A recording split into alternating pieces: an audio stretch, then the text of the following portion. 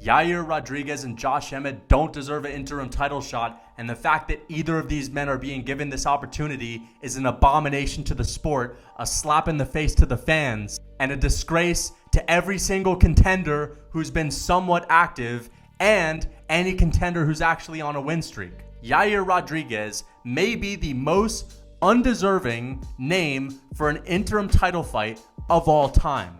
Josh Emmett is the only fighter in history to be given a title shot off of 2 daylight robbery wins that he didn't even deserve over Dan Ige and Calvin Kattar, both fights he got outstruck. In this video, I'm not only going to break down how both of these guys don't deserve an interim title fight, which they're being given one on the UFC Perth card, but I'm also going to discuss the entitlement of Mr. Yair Rodriguez, who may just be the most entitled motherfucker in the UFC. And I actually made a video about this when Yair Rodriguez had his post-fight press conference when he was asked, hey man, so what's next for you? You know, that was kind of a weird fight with Brian Ortega. It wasn't really a win. You know, I mean, who do you think you want next? And he had this to say. Giving them, or in your mind, if say Alex isn't ready for the rest of the year, are you willing to wait for Alex, or would you be willing to like maybe fight for an interim title or something else? I'm waiting for him. He doesn't even have a win since 2019. He lost to Max Holloway. He's not even coming off of a real win, right? He's basically on a 1 loss and a no contest streak. And he's walking around like little Lord Fauntleroy. Hey man, I'm just wondering who you think you are. You know what I said back in the summer to respond to this? I said that, hey guys, guess what you don't want to do when you're trying to get a title shot? You don't want to say, I'm just going to sit out and wait. Because if there's anything that the UFC won't reward, if there's anything that pisses Dana White off, it's an entitled fighter who's saying, I'm going to sit out and wait. How many times have we heard Dana White say, you don't want to sit out and wait? The last thing you want to do is sit out and wait. Cool. We got a couple other kids that are willing to fight. How many times have you heard the UFC discouraging that kind of behavior?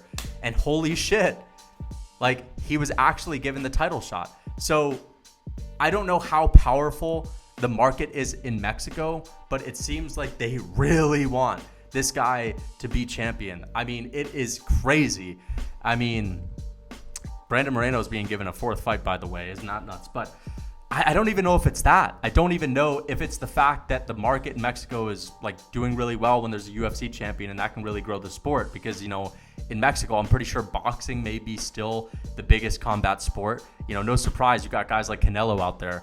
But how does this guy make it happen? Like, who is his manager? How is this actually coming to fruition? And let me get this straight. Yair Rodriguez doesn't have a legitimate win since mid-2019. Josh Emmett doesn't have a legitimate win since mid-2020. All of Josh Emmett's wins as of recent have been robberies, where most fans conceded that he lost his last 2 fights against Calvin Kattar and against Dan Ige. And Yair Rodriguez, his last 2 fights have been against Max Holloway, where he lost, and a fluke, whatever you call it, over Brian Ortega this past summer, where Brian Ortega had a freak injury happen to him and the doctor stopped it.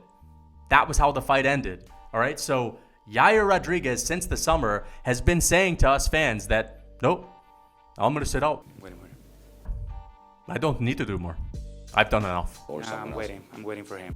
I'm going to sit out for as long as I need to.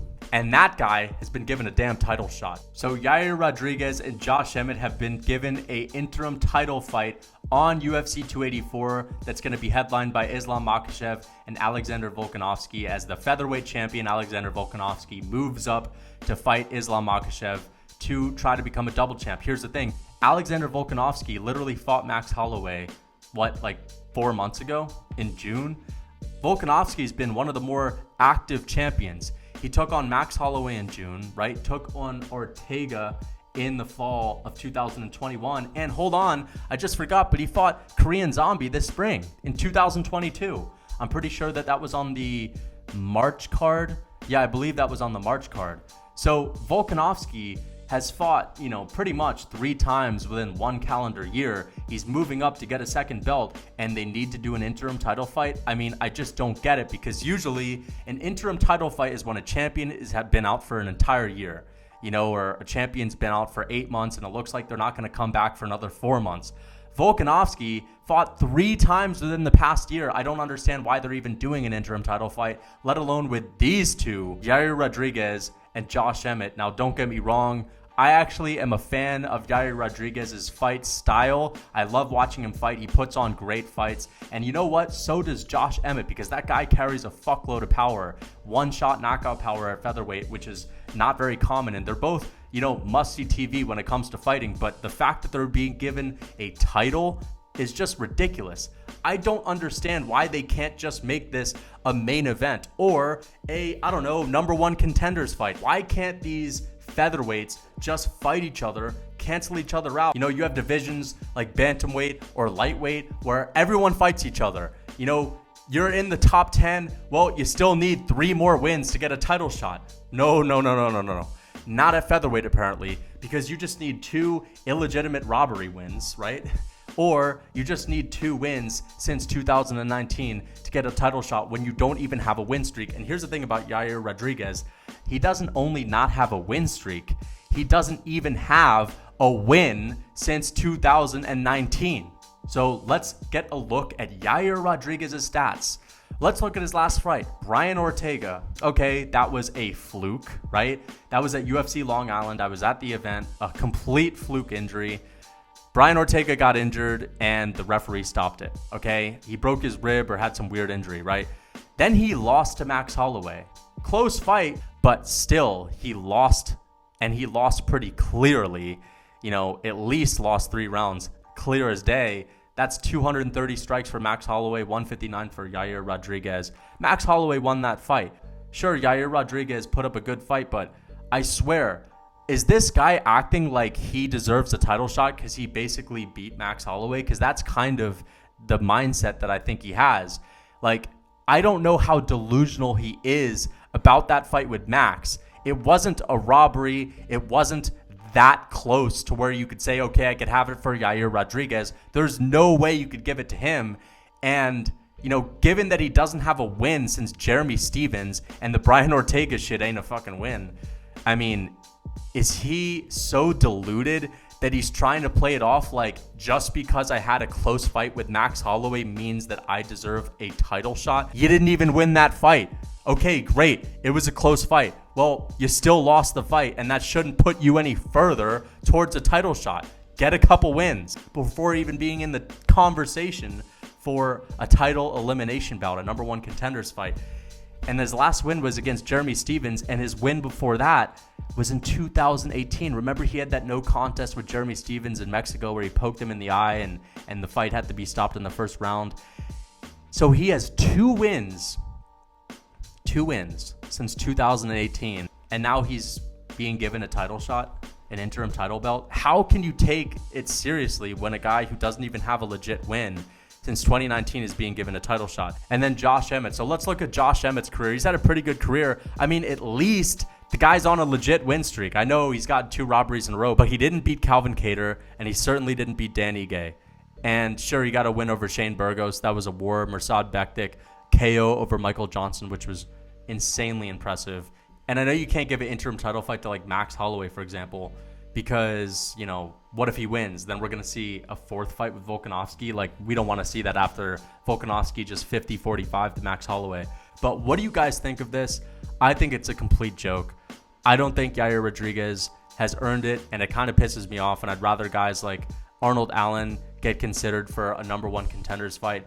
At least make this a number 1 contenders fight. But the fact that they're being given a belt, it's just insane. And the fact that the UFC is going to be posting, there's a new champion at 145, and they're going to have the picture of them getting the belt put on them, and it's going to get 300,000 likes.